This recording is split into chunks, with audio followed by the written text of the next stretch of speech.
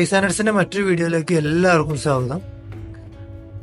മലയാളികളുടെ ഊണുമേശയിൽ അച്ചാർ അധികം ഒഴിച്ചുകൂടാത്തൊരു വിഭവമാണല്ലേ. ഒരു ടേസ്റ്റി ആയിട്ടുള്ള മീൻ അച്ചാർ എങ്ങനെയാ വീട്ടിൽ പെട്ടെന്ന് തയ്യാറാക്കി എടുക്കുന്നതെന്ന് നോക്കാം. അതിനുവേണ്ടി നമ്മളിവിടെ എടുത്തിരിക്കുന്നത് 1/2 കിലോ ചൂര കട്ട് ചെയ്ത് ചെറുതാക്കി എടുത്തതാണ്. ചെറുതാക്കി കട്ട് ചെയ്ത് കഷ്ണം എടുത്തതിന്റെ വെയിറ്റ് 250 ഗ്രാമാണുള്ളത്. 250 ഗ്രാം കഷ്ണമാക്കി ചൂരയാണ് നമ്മൾ എടുക്കുന്നത്.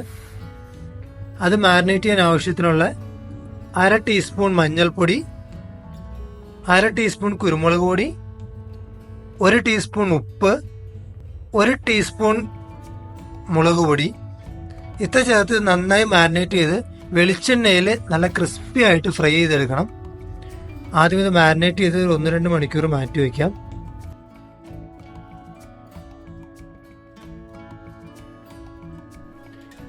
മീൻ മാരിനേറ്റ് ചെയ്ത് വെച്ച് കഴിഞ്ഞാൽ അച്ചാറുണ്ടാക്കാൻ നമുക്ക് വേണ്ടത് 2 ടേബിൾ സ്പൂൺ ഇഞ്ചി നീളത്തിൽ കട്ട് ചെയ്തെടുക്കുക.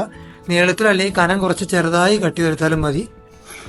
2 ടേബിൾ സ്പൂൺ വെളുത്തുള്ളി,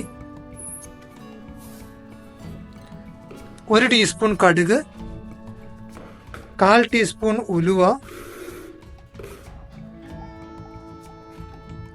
1/2 ടീസ്പൂൺ മഞ്ഞൾപ്പൊടി, 1/2 ടീസ്പൂൺ കായം പൊടിച്ചത്, കായം പൊടി,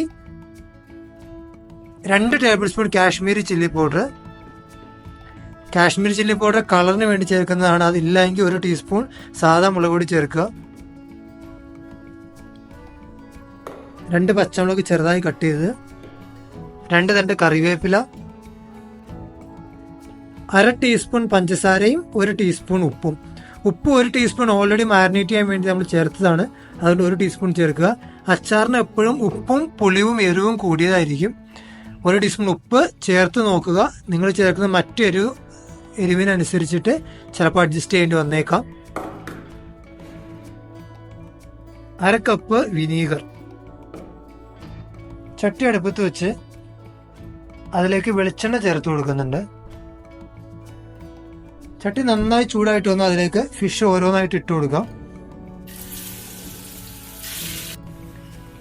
ഫിഷ് എല്ലാം ചേർത്ത് മീഡിയം ഫ്ലെയിമിൽ 5-7 മിനിറ്റ് കുക്ക് ചെയ്യുമ്പോഴേക്കും ഒരു സൈഡ് റെഡി ആയിട്ടുണ്ടാവും.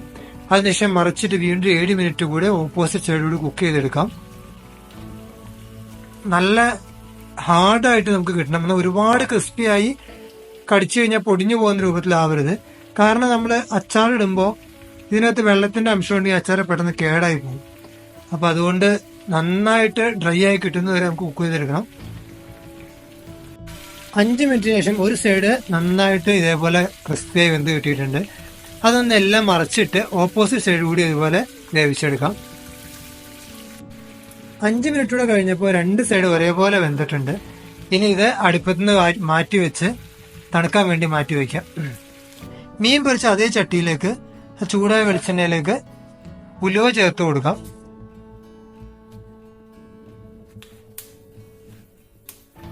ഉലുവ ഒന്ന് പൊട്ടി വന്ന അതിലേക്ക് കടുകൂടി ചേർത്ത് കൊടുക്കാം.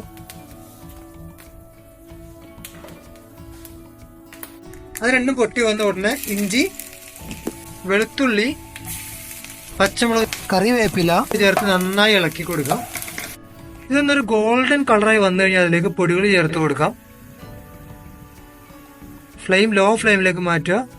പൊടികൾ ചേർത്ത് 1 മിനിറ്റ് കൂടി ലോ ഫ്ലെയിമിൽ വെച്ചിട്ട് നന്നായിട്ടൊന്ന് ഇളക്കി യോജിപ്പിച്ചെടുക്കാം.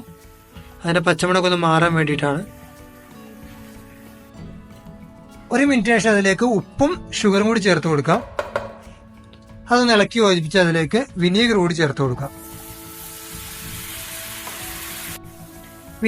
വിനാഗിരി ചേർത്ത് 2-3 മിനിറ്റ് നന്നായി ലോ ഫ്ലെയിമിൽ നിന്ന് തിളക്കിയിട്ട് അതിനുശേഷം ഇതിലേക്ക് നമ്മൾ വറുത്തു വെച്ച ഫിഷ് ചേർത്ത് കൊടുക്കാം.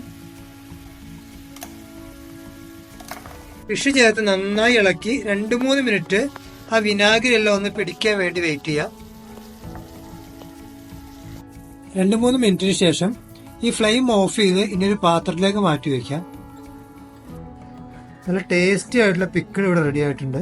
ഇനി 2 കാര്യങ്ങൾ. ഒന്ന്, ഇതൊരു ജാറിലേക്ക് മാറ്റിയിട്ട് 2 ദിവസമൊക്കെ ഫ്രിഡ്ജിൽ വെച്ചതിന് ശേഷം എടുത്തു കഴിച്ചാലാണ് കുറച്ചുകൂടി നല്ല ടേസ്റ്റ് ഉണ്ടാവുക. ഫ്രിഡ്ജിൽ അല്ലെങ്കിൽ പുറത്ത് വെച്ചാലും കുഴപ്പമില്ല. പുറത്ത് വെക്കുകയാണെങ്കിൽ 1 മാസത്തിനുള്ളിലും ഫ്രിഡ്ജിൽ വെക്കുകയാണെങ്കിൽ 2 മാസത്തിന്റെ ഉള്ളിലും ഉപയോഗിച്ച് തീർക്കണം.